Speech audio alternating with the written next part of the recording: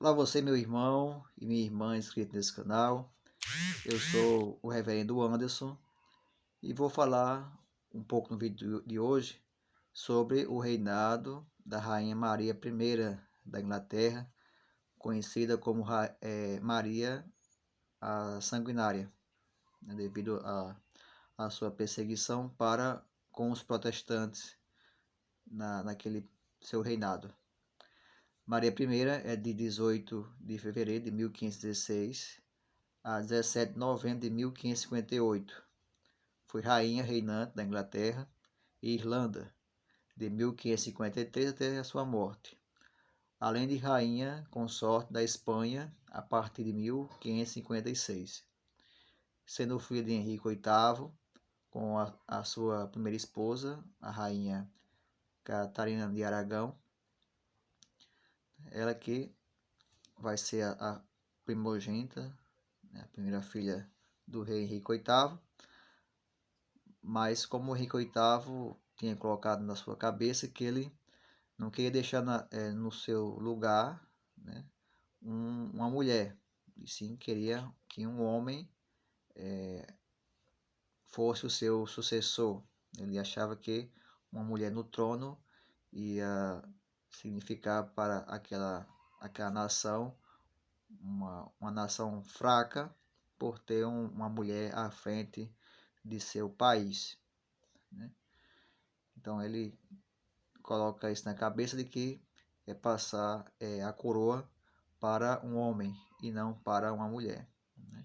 E devido a esse pensamento é que vai assim fazer com que posteriormente chegue ao divórcio com a rainha Catarina, ela que é uma rainha assim espanhola, né? Tanto que a própria Maria, a rainha Maria, vai se casar com um, um espanhol, né? Até porque eram nações, é uma nação assim católica. Naquele período de reforma, as nações assim muito católicas eram a Espanha e Portugal. Então, ela vai se casar com esse descendente do trono espanhol, né? O rei da Espanha, e vai ser essa a rainha consorte também da Espanha. Em 1533, quando seu pai decidiu anular o casamento com sua mãe para se casar com Ana Bolena, ela foi declarada como filha ilegítima do rei e excluída da linha de sucessão, sendo substituída por sua meia-irmã Isabel, né? Isabel que aqui no Brasil nós conhecemos como Elizabeth, né? Que depois da Rainha Maria, ela vai ser a rainha da Inglaterra, né? A Rainha Elizabeth I. Então Maria, ela vai ter esses altos e baixos em sua vida, né? Uma infância que sofrida por um lado, sim, né? Porque ela era muito querida pelo seu pai. Depois de um tempo passa a ser assim excluída, né? Excluída da linha de sucessão e passa a ser uma filha ilegítima do rei da Inglaterra, né? Chegando até a ser separada da sua mãe, né? É separada da mãe, passa a morar longe do pai e é tratada como se fosse uma estranha. Ela havia sido restabelecida como a herdeira do trono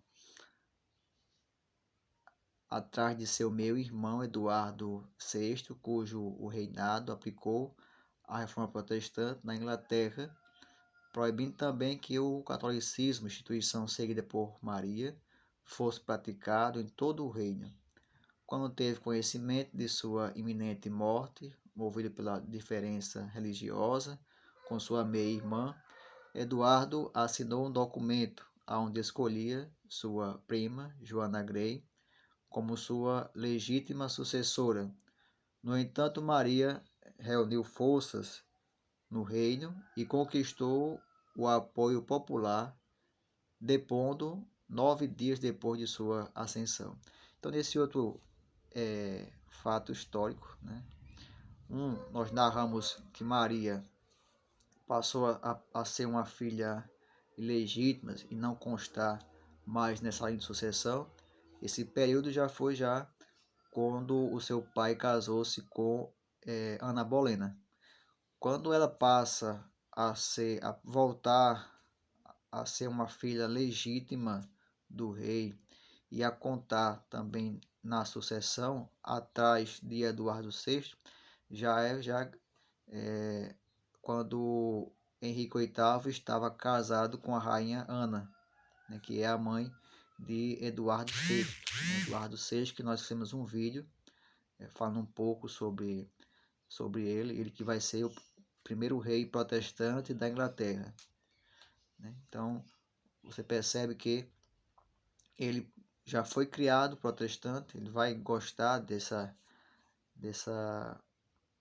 vai ter interesse sobre a reforma protestante, né? E o medo de que o catolicismo, né, com algumas superstições, voltassem para a Inglaterra.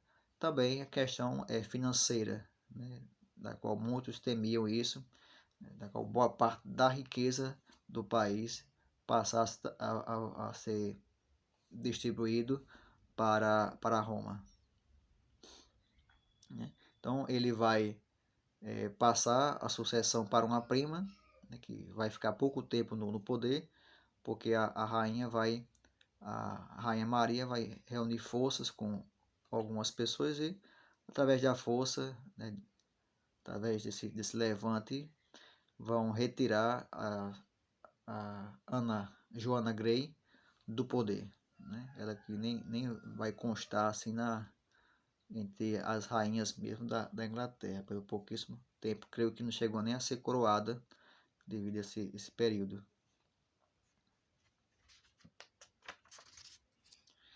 Em seu reinado, Maria reverteu as reformas religiosas implantadas por Eduardo e o protestantismo passou a ser proibido na Inglaterra.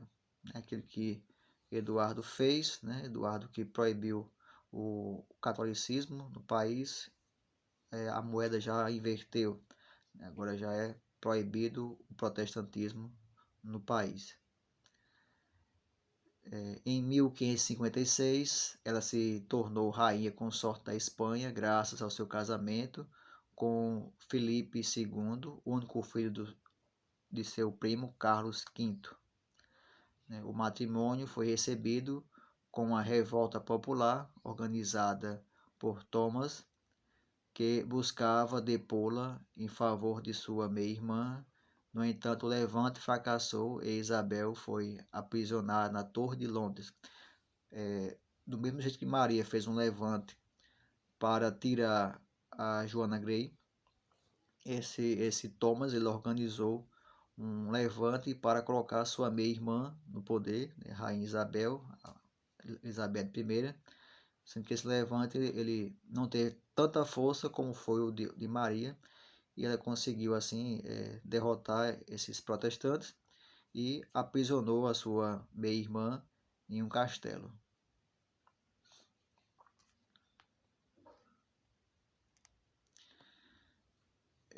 Por outro lado, Maria não teve filhos, passou por duas gravidezes psicológicas, uma em 1554 e outra em 1557, o que a fez ser ridicularizada na Europa, tornando a sucessão de Isabel iminente. No entanto, Maria só veio reconhecê-la como sucessora dias antes de sua morte, em 1558. Né? Então, é uma mulher que queria muito engravidar, deixar o seu herdeiro, mas infelizmente por uma questão de saúde não conseguiu deixar nenhum herdeiro para que pudesse sucedê-la. Maria é reconhecida como a primeira mulher a obter sucesso na reivindicação do trono da Inglaterra. Em seus primeiros anos, gozava de apoio popular e simpatia, principalmente pela população católica, apesar de ser reinado, apesar do seu reinado ser lembrado pelas perseguições aos protestantes, que lhe renderam o epiteto de Maria Sanguinária, né? É aquilo, né?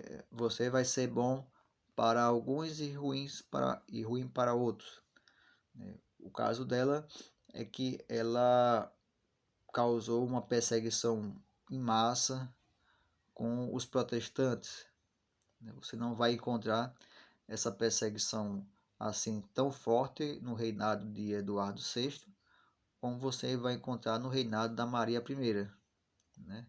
Ela que mandou muita gente para a fogueira, né? Se você não se convertesse, você ia para a fogueira, ou seria passaria por vários tipos de tortura por não seguir a instituição católica romana. Então esse é um período assim de muito martírio, né? Ela que é uma mulher que teve seus traumas, né? O divórcio do seu pai deixou assim marcas profundas, e ela assumiu o trono com muito ódio no coração, né? E creio que isso fez muito mal para o povo inglês, tanto que a sua sucessora, a Isabel I, né, Elizabeth I, ela vai fazer com que o seu reinado seja diferente tanto de Eduardo VI quanto de Maria I, sendo um reinado da qual consiga conviver católicos e protestantes, até porque mesmo que o rei ou a rainha tenha uma identidade religiosa, mas ele é rei ou rainha para todos, né? Isso foi aquilo que o Eduardo VI e nem a Maria I entenderam, mas só posteriormente, com Elizabeth I, é quem vai entender, e vai ser assim um exemplo de rainha nessa questão religiosa, tentando equilibrar e manter unido os católicos e os protestantes. Então espero que tenham gostado desse nosso resumo, né? Peço desculpas se no vídeo teve algum problema, algum barulho de fora, mas é assim mesmo, né? É tudo assim